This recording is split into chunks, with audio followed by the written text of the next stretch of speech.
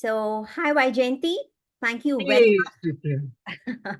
Wonderful. So, it's wonderful to be back with the Coach Narrative series, and I'm very happy to have you as a guest in this. The whole idea is, as coaches, we act as lamp, ladder, and lifeboats with the coaches that we empower or enable and help them to move from one point to the other. And I wanted to explore with you as to how some of the shifts that you bring about. How do you drive this aspect of being the lamp, ladder, and lifeboat? And that's what this conversation is going to be all about, Jayanti. Happy to, Shri. If I can help in any way, thank you for asking. Wonderful, wonderful.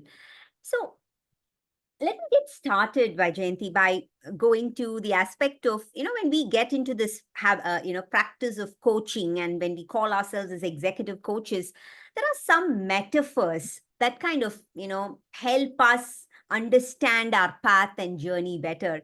I'd love to understand some metaphors that define you and your coaching practice. Right. I seem to typically be drawn with plants, right? And roots, stems, the life of plants, the history of plants, very often birds, largely around nature. I Mm, seem to be drawn very much to metaphors in and around us in daily life true. uh, that people can relate to. Wonderful. And because I believe anything in nature has a context and also has a lifetime Mm, of transformation, right? Slow but visible. yes. And therefore, I believe a coaching journey must also be seen like that, as something that's regularly moving, but is not necessarily visible. Mm. Right? There's resilience, there's patience, there's quiet, there's silence, all of that. I think that's what I like to use. Wonderful, wonderful. I mean, it's really the blend of the cognitive and the non-cognitive aspects, right? And things that, and that's truly what we bring about in our own self transformation, and also the transformations that we drive. That is true, Shri. Yes, you're right. Wonderful. Now, we take the lamp as the metaphor, Jayanti. It would be wonderful to understand how has your lamp illuminated the purpose of your coaches. Oh, wow. Many a time, I think the word that came to me when I was processing what you said was an empathy. Um, the empathy that the person sitting in front of me uh, has their life experiences Mm, uh, that needs that needs a little bit of light to be thrown onto, correct. right?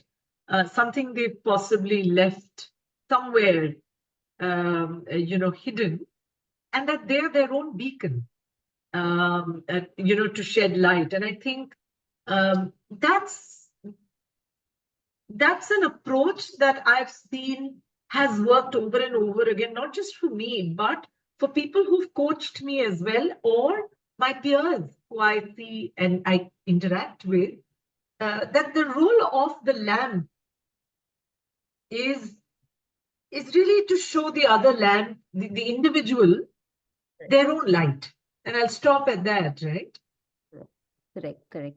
I mean, it's while I was speaking to another coach sometime earlier, I mean, saying the light that we are trying to bring about in another person's life is really not something that they have lost. I mean, in the sense, the light that they have is there. We're just helping them to discover its strength and shine even better, right? That's the Yes. I suddenly, when you were saying this, remembered a song we learnt in school and said, "This little guiding light of mine, yes. I'm going to let it shine." Right? Hide it under a bushel. Oh no, I'm going to let it shine. And I think that kind of summarizes it. Absolutely, absolutely. Now, in coaching conversations, while we work with leaders, and sometimes there's this role that you may have played as an internal coach within your organization at some point in time, and then you also coach others outside the organization. Now, I mean, how do you understand, you know, how well, while people have this light and they have the awareness and the knowledge, somewhere they believe that it is extinguished. Now, how do you help them discover this light that they believed that is not there? Very interesting question. I very strongly believe in the concept of the here and now. Mm. And when I interact with somebody who I'm coaching internally, Mm. just sometimes to shed light to the fact that they're here, right here in the here and now. And that is a great starting point anyway to rediscover. Correct. And sometimes to go back and visualize the journey that they've had to getting to this place, Yes. right? And who was it that said, life in the short term looks great in the long term look. I maybe I'm getting the quote wrong, but many a time people forget the journey Mm. that they've traversed themselves Yes. and discount their own journeys. Yes. When we sit on a bus and we look outside, we always say, "Oh, I can see the trees passing by." What I don't realize is that I am on the bus and I am moving too, and therefore it's both ways. And many a time people discount their own movement. Because it's very hard. Sometimes it's a lot of trauma. Sometimes it's a lot of hardship. Sometimes they've not had the time to pause and take count of their journey. But that is my role, I would believe. Correct. Correct. Correct. Very well said, Vijayanti. I think it's about believing in and not discounting, as you rightly said, right, the journey and the experience that we've had, and thinking that we don't have the light. It's about, and the role of the coach is to help them reaffirm or to get back to what they had or what they really have, and bringing it out, right?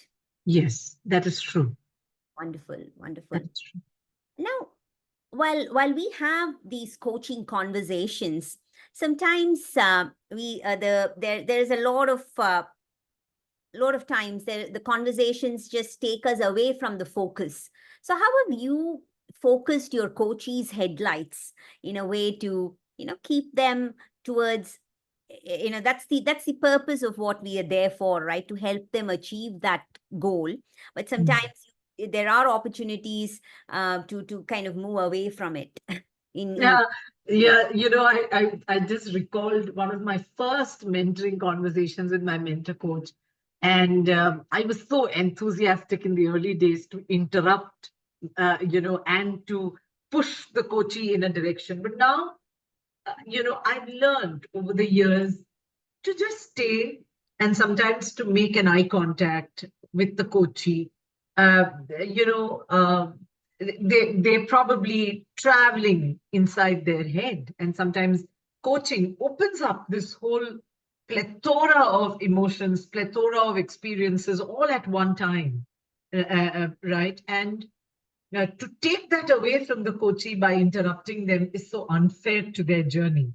And I've realized what's worked for me, and it could be different for different coaches, but what's worked for me is to maintain the eye contact with the coachee, right, and use the non-verbal acknowledgement sometimes, or use non-verbal, what should I say, connections. I don't want to use the word assurances or whatever. I'd like to say, if Shri Priya is going through her journey, just to acknowledge, to smile, to say you hear and you see without saying it at all. has then quickly brought back the coachee to a place of, I know what you're trying to, what I really, that's helped, right? The switch is in maintaining that contact in whatever way possible, unspoken most times. Correct, correct, correct. I mean, nice. Moving to the ladder as a metaphor, because one aspect of helping the coaches is to kind of not just be at the ground level, to help them to elevate and see different perspectives as before they reach their destination. Now, how have your coaches improved their level of awareness as they go through the journey with you? When you told me about this topic, and I said, what does a coach have to do with being a ladder? And then while you were speaking now, I looked at the snake and ladder game, right, that we play. And maybe it's a very rustic analogy, but remember, in real life as well, a ladder just stays.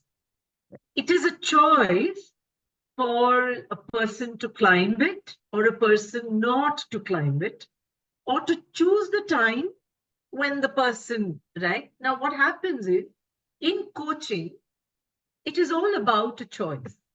Right. And when you allow the coachee to do their own discovery, which they've already discounted or they probably have forgotten, but then they bring it back into the panorama of their, into their own vista, as one would call it. What it does is they understand where the ladders are. They know where their ladders are because they've discovered it and they've put it and they've placed it in the forefront of their mind space. Correct. All you've done is help them go into their attic and pull their ladder out and place it in their forefront. Correct, correct, correct. Right. I remember our mentor coach, we have the same mentor coach, right? And when they said, you had everything, maybe you've forgotten it somewhere. Yeah.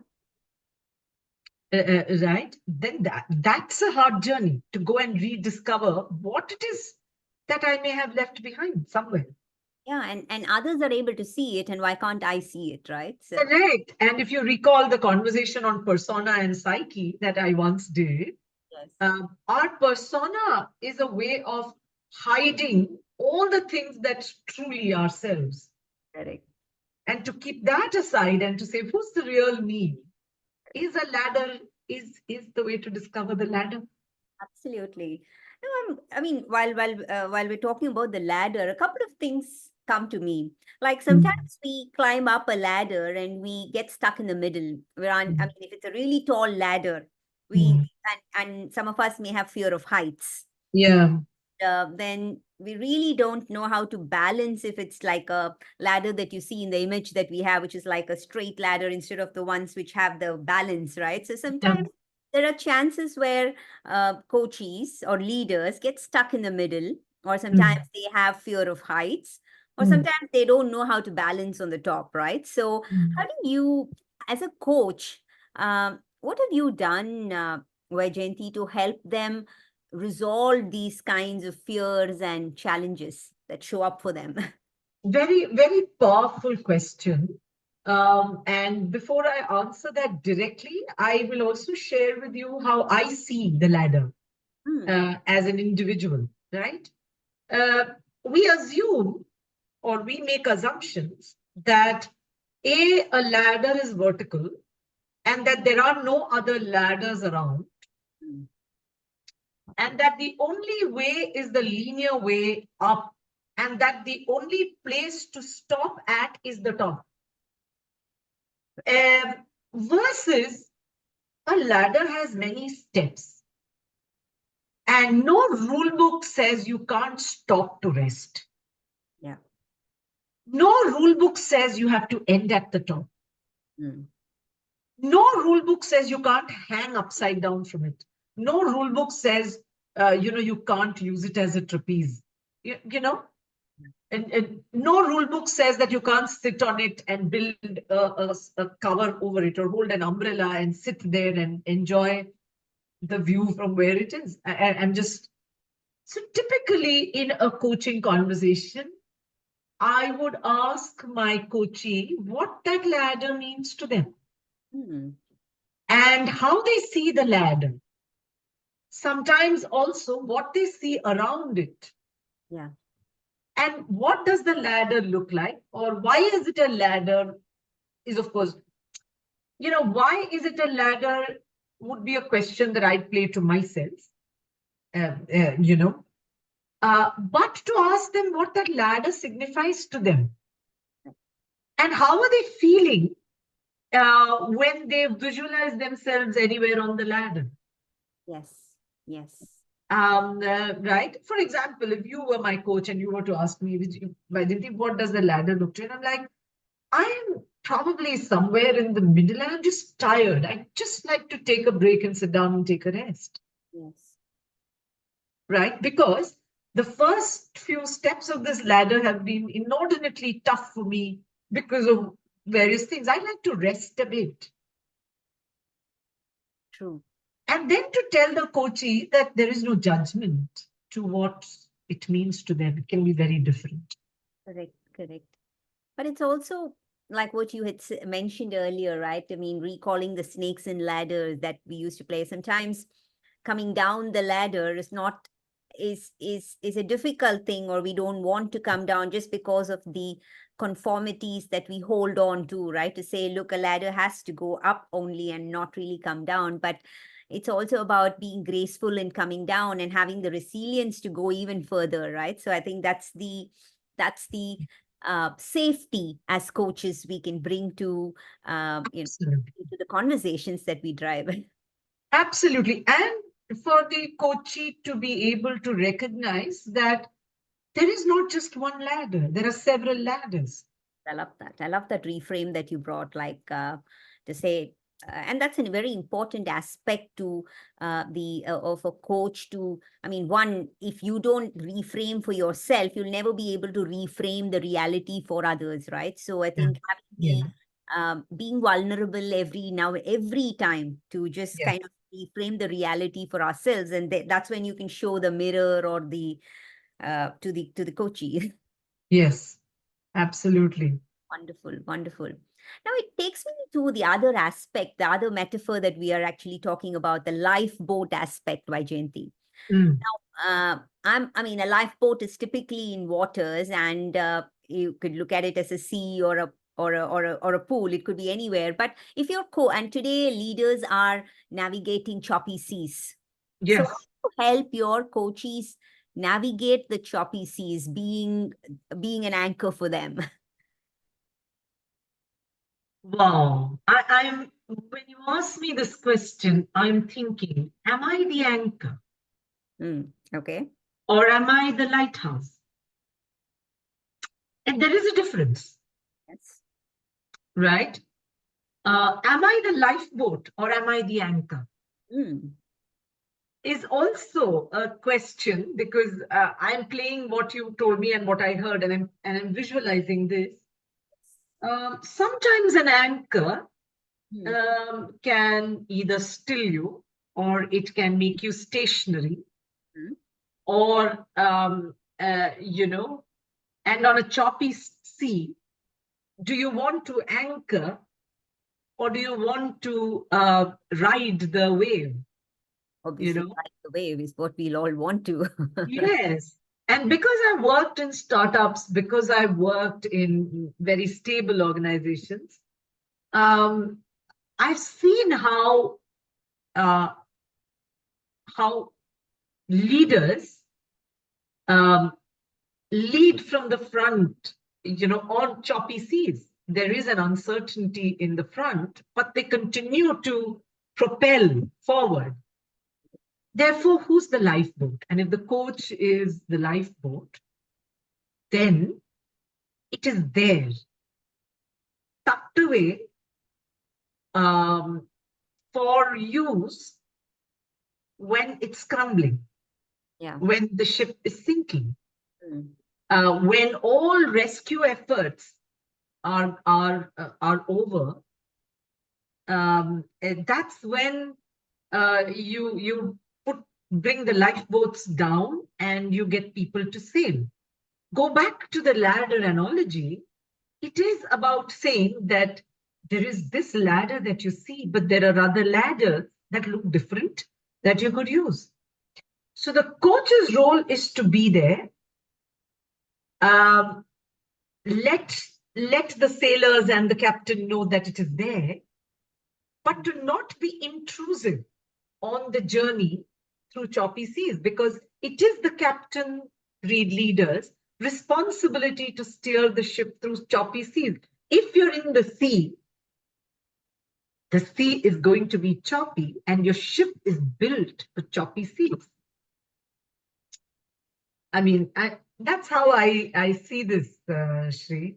Good. I mean, in a way, it's about being, as going back to what we just had spoken earlier, it's about helping them remember what they are made of or what they are meant for, or rather helping them believe in their own process and journey and Yes. all of that. I mean, that's what you silently tend to be there and be present and empower in that situation, right?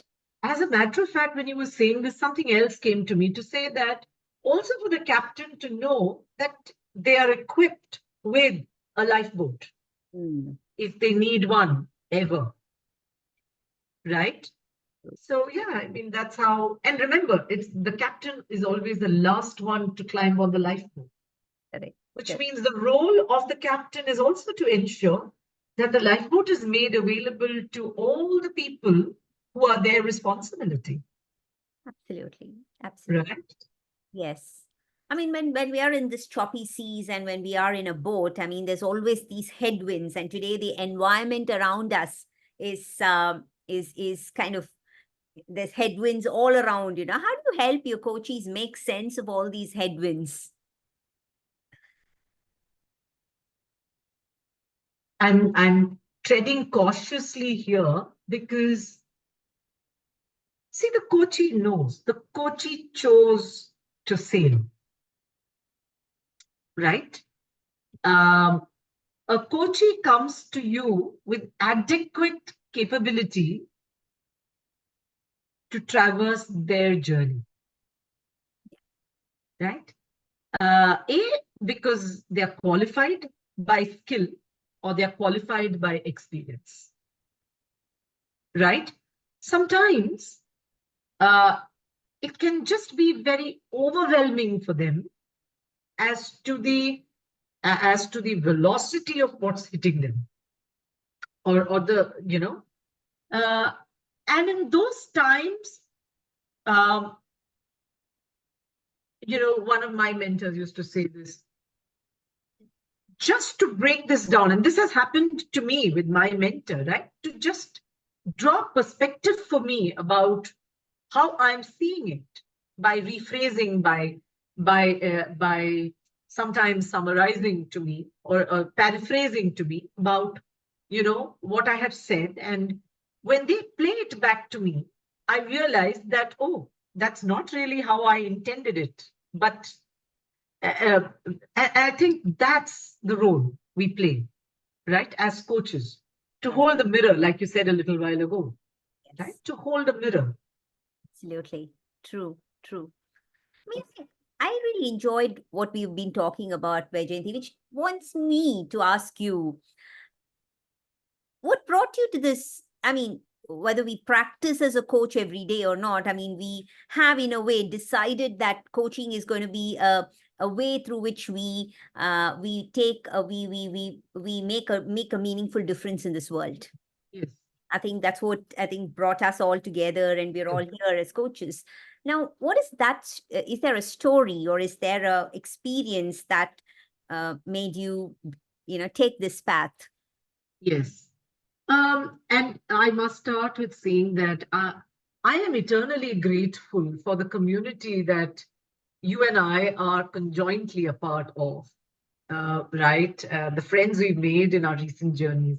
But, for me, um, coaching comes from this or the aspiration to be a coach comes from a place that there was a time when I wish I'd had a beacon, or I had sought a beacon. I wish I had, and I didn't. And sometimes when we go through life's experiences, we realize that if we talked to somebody who knew better, or somebody who's been there and who has a way, we'd probably be better off, right? And I believe coaching is a medium that connects life's experiences. Whether we are peer coaches, whether we are coaching, our coaches, whether we are coaching people known to us, youngsters, whatever generation, I believe coaching is a medium. It connects experiences to life, right? To context. And I think that's why I took up coaching. That's, for me, the biggest paycheck. Wonderful, wonderful. I mean, good. I mean, each one of us have a certain reason or the why behind why we've chosen to make a difference to other people's life, right? And I'm glad that there is something there's something that unites all of us, but each of us bring it out in different ways, isn't it? That is true. That is true. Yeah. So what really makes a good coach or a bad coach then, Vijayanti, from your perspective? There are no good or bad coaches, right? There are only the here and now experiences of an individual. Yeah. A coach is human too. And right. And sometimes, like we study, right? If we feel that our coachee is not able to derive value, then it becomes our responsibility as a medium to channel the individual to a journey in a direction where they can derive value. Correct? Yes. That doesn't make me a bad coach or a good coach because I couldn't add value to the individual. Yes. Right? It only makes me not the right medium at that point in time. Yes. Yes. And so as long as coaches understand that it's not a definition of their value to not be able to succeed with the client. It's not a definition. It's just that the client needs something different. Yes. Right. And that for me is how it should be. Wonderful, wonderful. Good. I mean, I should say this has been good where while we're exploring this, the different metaphors that drive the world of coaching, I mean, it's wonderful that we had this opportunity to talk. I think I really liked what I really enjoyed about our conversation, especially is as in your ability to reframe, right? And I think that comes from that constantly challenging yourself or trying or having that I don't know whether it's the right word to use. I often get a stare when I say that. I mean, having that backbone to stand up to for yourself and for people, right? And that's a big thing. And I really see that individual here in front of me. And I think that's what makes this conversation more meaningful, I should say. But you then discount the fact that you're a medium in this conversation, Shri Priya, and this wouldn't have been what it is if not for you, right? So I really admire the commune you and I have created in recent times, and I'm grateful for that. Wonderful, wonderful. And let's say thank you so much for this time, Vijayanti, for this particular series. And I hope we get an opportunity to do more together. It would be my pleasure, and I look forward to seeing you soon. Wonderful, wonderful. Thank you.